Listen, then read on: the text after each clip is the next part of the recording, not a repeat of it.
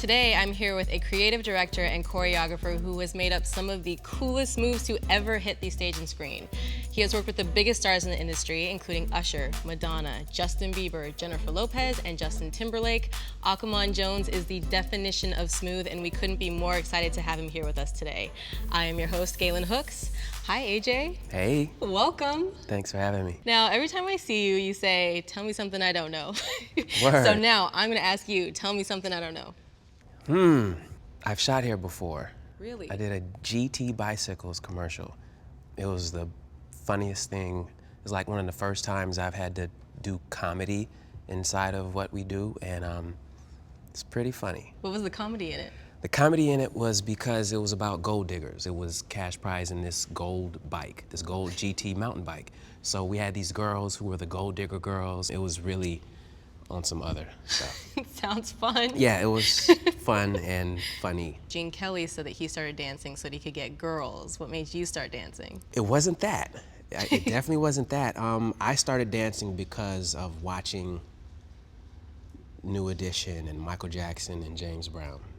There was always music in the house. You know, my dad, and I used to hate it, he had like floor speakers and he would blast jazz music in the morning, and then me and my sister would hate it, and he'd wake us up for school blasting some old Coltrane or whatever he was playing at the time. So there's always music in the house. My mom used to dance. She never got a chance or an opportunity to chase that dream of hers, because back in those, the 50s and 60s for her, it was all about go get a job, go get married, go be a nurse, go be a nurse, go be a nurse. So no one ever was like, well, try it. That you think you can do that and you like that, you enjoy that, well, try it. So she never had that. So they tried to put my sister into it, bought her tap shoes and whatnot.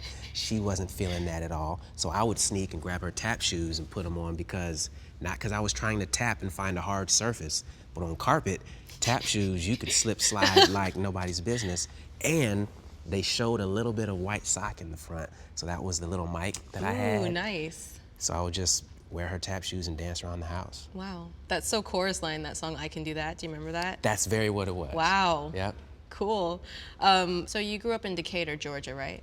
For the most part. For the most part, which is very close to Atlanta, which has its own pretty rich dance scene already. What was it like? Correct. Well, it was like a culture shock for me because I didn't really grow up around black people.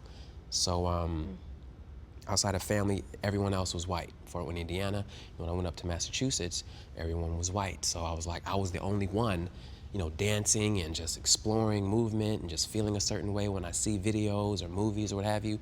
And I had no one to bounce this back and forth off with until I moved to Atlanta, right? Straight A student until I moved to Atlanta. So moved to Atlanta, and I'm in elementary school in 7th grade, and it was this style of dance that I had never seen before. It looked nothing like what was going on mainstream, funk, jazz, hip hop, none of that. It was this other thing. The music was different, and kids would sneak off in the bathroom and be showing off moves, and I'd be like, what is this? I did what I could do, which was different for them, so they kind of respected it, and they recognized the style from the BBDs and the different MC Hammers, but that wasn't their style, but they recognized me as understanding what that was, so we kind of had a relationship, and from that point, I was like, Atlanta's where it is, and luckily, Mom's never left. Do any of those people that you danced with in school still dance now? No. Everyone doesn't make it at the same time, nor does everyone make it, period. I'm lucky enough that my story turned out that way, but I have a lot of friends whose story was not that way. But they tried? They tried, absolutely. We tried together. And the irony is, a lot of my old homies would bring me up, or they would take care of me, and I'd be sleeping on their floors and practicing with them, and they'd be picking me up, taking me to and from school and to work, and we would hang out, and I'd be using their fake IDs to get to these dance clubs and what have you.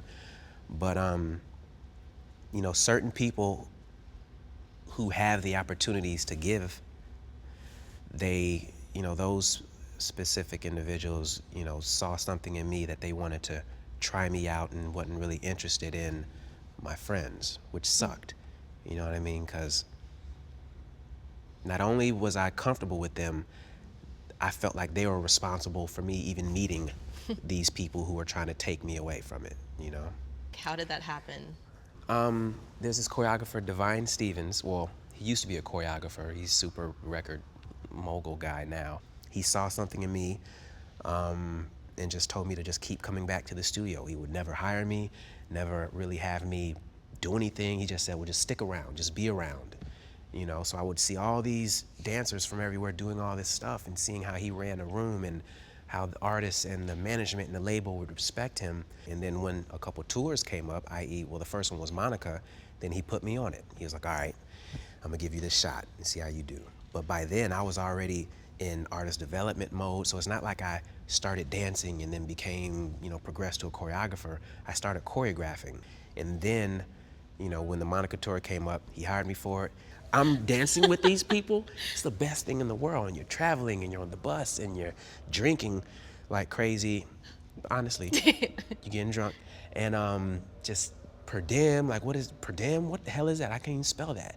What is this? So, and the screaming fans and the Nickelodeon tour and just it's the best times. And then right after Monica, I jumped straight into TLC. Like I might not have had a week off between the last Monica date and the first day of TLC rehearsal. Wow.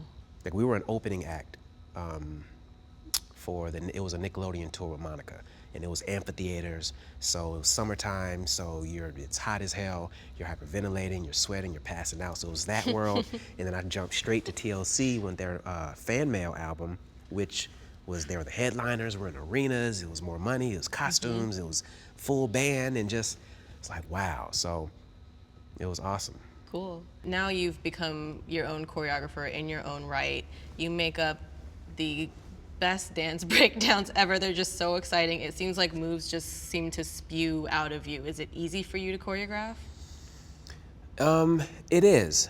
It's easy for me to do what comes naturally.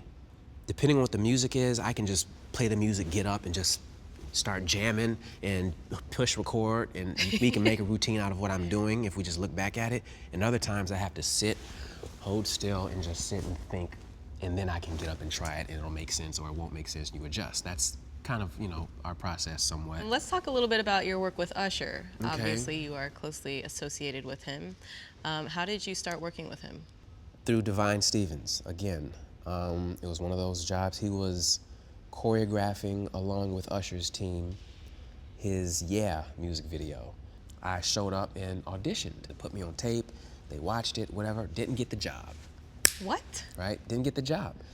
Fast forward, years and years go by. His manager at the time, Benny Medina, came up to me and was like, Usher's looking for you. I was like, okay. It's a good thing, I think. So I show up and he was like, hey man, I want you to come rock with me. I want you to work with me. I was like, really? Okay, cool. And he was like, I'm serious. And I was like, all right, well, yeah, I'm down. Like, all right, I mean, I don't forget. So you gonna get the call, and I ended up creatively directing and choreographing the next tour of his. And I was like, wow, man, I auditioned for you and I tried to be your dancer last year. And now I'm running the show. So I was like, well, that's how things work sometimes. Wow. So he seemed to really take a liking to you, obviously. What is your guys' relationship like creatively? It's different. It's like two different types of ways that he would hit me with things. He would come in the room and simply be like, so what are we doing? And I better have the answer. I know, I've learned that. I learned what it's like to not have the answer, and that is not fun. And I'm selling him, I'm talking, I'm dancing. Like, so then we're gonna do this, and then with the music. Okay, and then when the music does this, we're gonna do this, and I'm just selling him and going through these changes, like just selling my life away. And then he was like, okay, cool. And he'll just like walk out the room, and I'm like, see, and then he comes back in the room in a different outfit, and he's ready to work. I'm like, okay, well, great. But then sometimes he's like, look, this is what it is. It needs to be this, it needs to be that, it needs to feel like this, and it needs to feel like that, and this is the color, this is what the sound needs to be. It should make people say this when I'm done. So no, and I've learned a lot from him, you know what I mean? That was my first opportunity to creatively direct. You know, he knew that I was new at that, so he helped me come up through the ranks as far as understanding moving parts. I mean, you also are such a good performer in addition to being a good choreographer. And Thanks. I mean, you played Little Albert in Dreamgirls, and you have specific things probably in your mind you're thinking about that would make you actually want to step foot in front of a camera again. Are there things that are kind of on your performance bucket list? This is one of them. This? Absolutely. Wow. To sit down and have a conversation like this is one of them. So Oh, check. yay. Word. Bam. Thank you for that one. And then also there's some work for me in theater, in the Broadway world, that I haven't tapped into quite yet. Do you Like sing? I worked. You whistle a lot. Let me tell you something. If it was about selling records and people were whistling on them, I might not be sitting here, actually. We'd be somewhere. I'd be on tour whistling. Will you whistle something right now? What do you want to hear? Pick something Oh easy. gosh.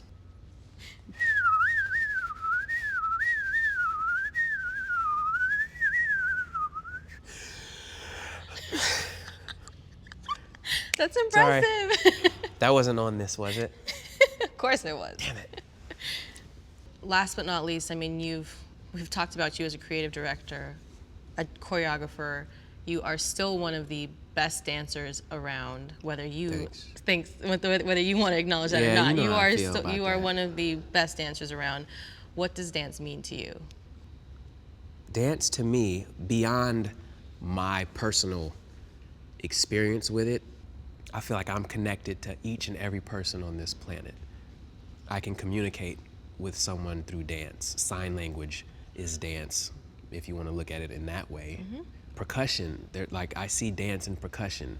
You know, when I see drummers play, or when I see the fingers moving on a guitar, and just like whether you're playing upright bass or whether you're like all of piano, like all of that is choreography.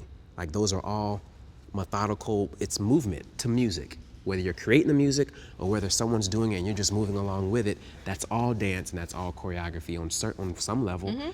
And it connects us all.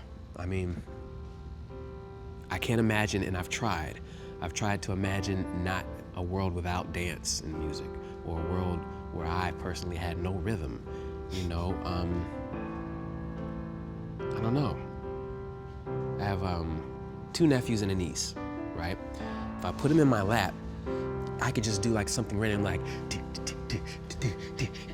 and they'll just start bouncing. The fact that at that young age, you can't stop drool from coming down your mouth, you can't speak, you can't even crawl, but you can bounce because you heard music. That's pretty sick. You know what I mean?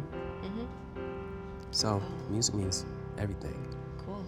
Thank you so much, AJ. This has been fantastic. Thank you guys for watching. That was such an enlightening conversation. I'm sure you guys have comments and questions for AJ. You can post things on this video, post questions, comments, post things on Facebook, Twitter. We will make sure to get back to you, get you some answers. You can stay up to date with AJ and our other top choreographers here, as well as all of us at D Studio. Thanks for watching. Bye.